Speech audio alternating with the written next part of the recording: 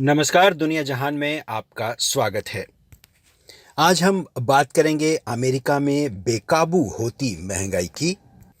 पाकिस्तान की शहबाज सरकार ने जो बजट पेश किया है उस बारे में भी चर्चा करेंगे और जानेंगे कि श्रीलंका में आखिर क्यों है कपड़ा उद्योग की हालत खस्ता। तो सबसे पहले बात करते हैं अमेरिका की। अमेरिका में महंगाई बेकाबू होती जा रही है। तमाम अनुमानों को झुठलाते हुए मुद्रास्फीति दर मई में 8.6% तक पहुंच गई। 1991 के बाद दुनिया की सबसे धनी इस अर्थव्यवस्था में मुद्रास्फीति दर पहली बार इस हद तक पहुंची है। अर्थशास्त्रियों के मुताबिक शुक्रवार को घोषित आंकड़ों में मकान किराए में हुई बढ़ोतरी दर को शामिल नहीं किया गया है, जो अभी 17% है। अगर उसे भी शामिल किया जाए तो अमेरिका में महंगाई की असल दर 2 अंकों में नजर आएगी। महंगाई के नए आंकड़े सामने आने के बाद अमेरिकी राष्ट्रपति जो बाइडेन ने कहा है कि अमेरिका के लोग चिंतित हैं और मैं इस बात को समझता हूं। उनके चिंतित होने का ठोस कारण है।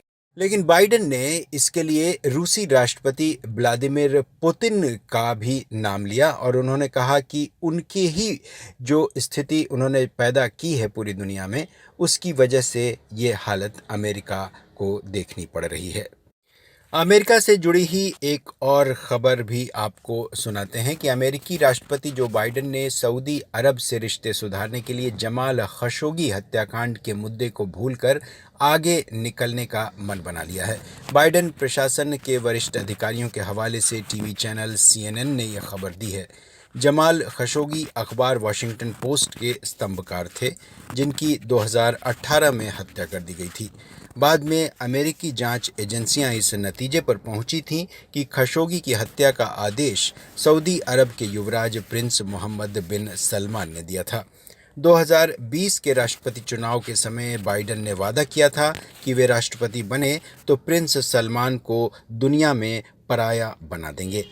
बाइडेन प्रशासन के वरिष्ठ अधिकारियों के मुताबिक राष्ट्रपति इस समय यूक्रेन युद्ध के बाद प्राकृतिक गैस की महंगाई के कारण गहरे दबाव में हैं। इसलिए उन्होंने सऊदी प्रिंस के खिलाफ अपनी नैतिक आपत्तियों को दरकिनार करने का फैसला किया है। एक वरिष्ठ अधिकारी ने CNN से कहा कि दोनों पक्षों ने फैसला किया है कि पश्चिमी एशिया में शांति और स्थिरता के हित में अतीत को भूलकर आगे बढ़ना चाहिए।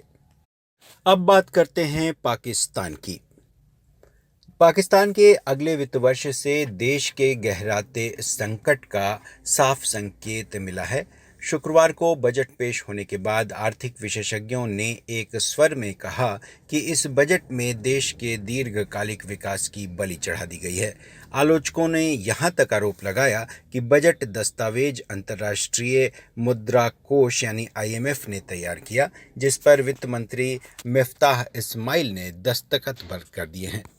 वित्त मंत्री भी देश की आर्थिक बदहाली को छिपाने की कोई कोशिश नहीं कर रहे हैं, लेकिन उनका सारा प्रयास इस हाल के लिए पूर्व पाकिस्तान यानी तहरीके इंसाफ सरकार को दोषी ठहराने पर रहा। बजट भाषण की शुरुआत ही उन्होंने यह कहते हुए की कि पूर्व PTI सरकार की नीतियों से देश की अर्थव्यवस्था क्षतिग्रस्त हो गई है, जिसकी मार देश के आम आवाम पर पड़ी है।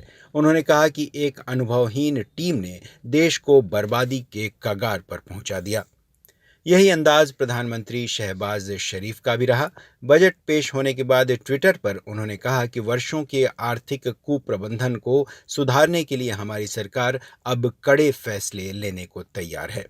आलोचकों ने राय जताई है कि शहबाज शरीफ के नेतृत्व वाली पाकिस्तान डेमोक्रेटिक मूवमेंट सरकार ने बजट से उभरी अप्रिय तस्वीर को छिपाने के लिए ये हमलावर तेवर अपनाया है।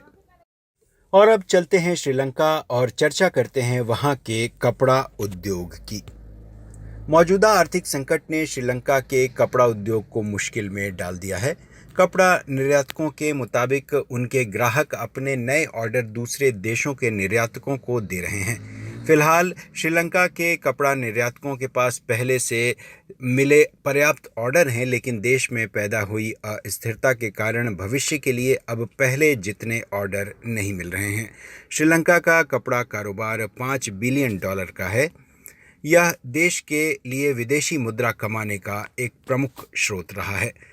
कपड़ा उद्योग 6 महीनों के चक्र में चलता है, यानी अगले 6 महीनों की अवधि के लिए पहले से ऑर्डर बुक होते हैं।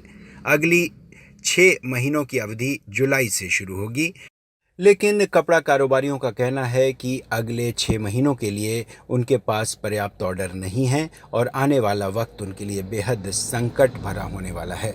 बेशक इस पूरी स्थिति का असर श्रीलंका की जो मौजूदा अर्थव्यवस्था है उस पर भी पड़ने वाली है, और जो महंगाई का आलम है उसको देखते हुए श्रीलंका की सरकार पर एक नई मुश्किल पैदा होने वाली है। दुनिया जहान में आज के लिए फ़िलहाल इतना ही। मिलेंगे कल फिर नई खबरों के साथ। नमस्कार।